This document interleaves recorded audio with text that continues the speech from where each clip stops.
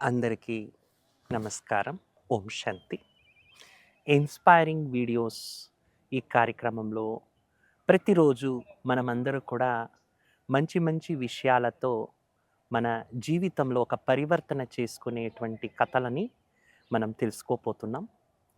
ఒక్కొక్క కథ మన లోపల ఉండేటువంటి విలువని, మన లోపల ఉండేటువంటి మంచి గుణాన్ని అర్థం చేయించేదే ఈ ఒక్క వీడియోస్ యొక్క ఉద్దేశం. సామాన్యంగా మనము మన దగ్గర ఒక్కొక్కప్పుడు కొన్ని అవకాశాలు వస్తాయి.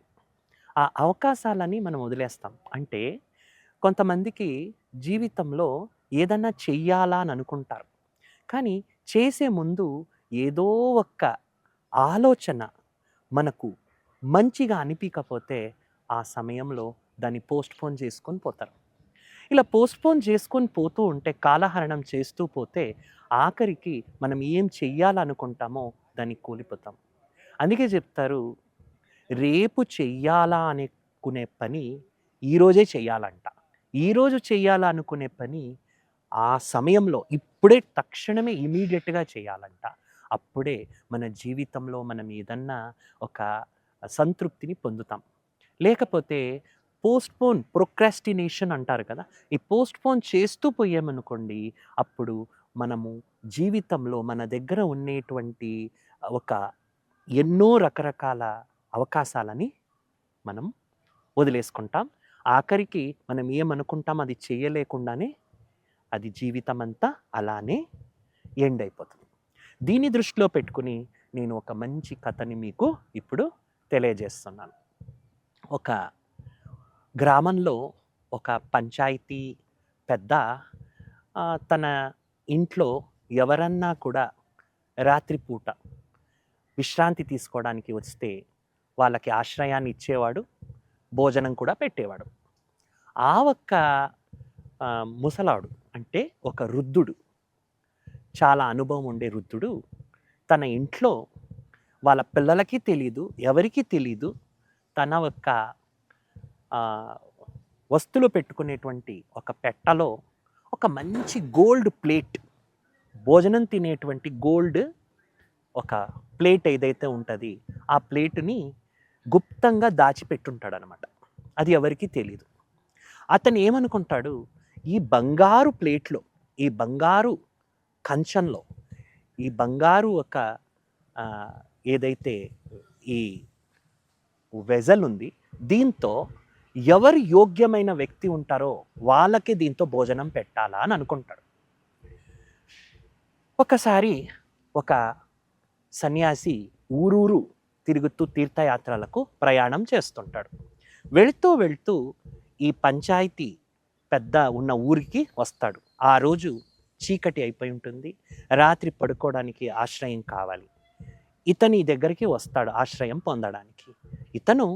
అతన్ని చూసి చాలా భక్తి భావంతో అతన్ని సత్కరించడానికి లోపలికి పిలుస్తాడు, కూర్చోపెడతాడు, మీకు భోజనం అందిస్తానని అనుకుంటాడు. ఇతని మనసులో ఒక ఆలోచన వస్తుంది, ఈ బంగారు ప్లేట్లో ఇతనికి నేను భోజనం వడ్డియాలి అని. ఆ ఒక్క అతను దాచిపెట్టుకున్న ఆ పెట్ట వరకు వెళ్తాడు, ఆ కంచం తీసుకోవాలనుకుంటాడు. అయ్యో, ఈ సన్యాసికి పెడితే ఏం ప్రయోజనము, ఇతనేం అంత పెద్ద గొప్ప పేరుండే సన్యాసి కాదు కదా, ఇంకెవరన్నా గొప్ప వ్యక్తికి పెడతాంలే అని ఆ ప్లేట్ని మళ్ళీ అలానే దాచిపెట్టేస్తాడు. ఒక అవకాశం పోయింది, అంటే ఆ సమయంలో చేయాల్సిన పనిని పోస్ట్‌పోన్ చేశాడు. కొద్ది రోజుల తర్వాత ఆ రాజ్యంలోని ఒక మంత్రి వేటకు వెళ్ళి సైనికులతో ఏదో పని చేసుకుంటూ ఊరూరుతో కలుస్తూ వస్తున్నాడు. వస్తూ వస్తూ ఈ వ్యక్తి ఎవరైతే పంచాయతీ పెద్ద ఉంటాడో ఆ ఊరికి వచ్చేస్తాడు. రాత్రి విశ్రాంతి కోసం ఇతని దగ్గరకు వస్తాడు. ఎప్పటిలాగా ఇతను అందరినీ సత్కరించి లోపలికి పిలుస్తాడు. నేను మంత్రి కన్నా ఈ బంగారు ప్లేట్లో భోజనం పెడతామని ఆ పెట్ట దగ్గరికి వెళ్తాడు.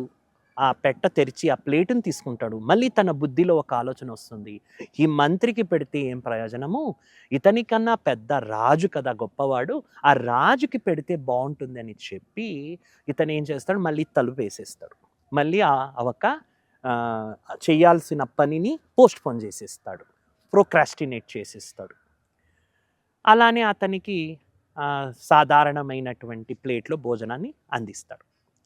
కొద్ది రోజుల తర్వాత వాళ్ళ ఒక రాజ్యంలోని రాజు యుద్ధంలో ఓడిపోయి మళ్ళీ యుద్ధానికి అందరినీ కూడా వాళ్ళని తయారు చేయాలని ఊరికి వెళ్ళి అందరినీ కలుస్తూ వాళ్ళల్లో ఒక విశ్వాసాన్ని వాళ్ళకు నిండిస్తూ ఉంటాడు.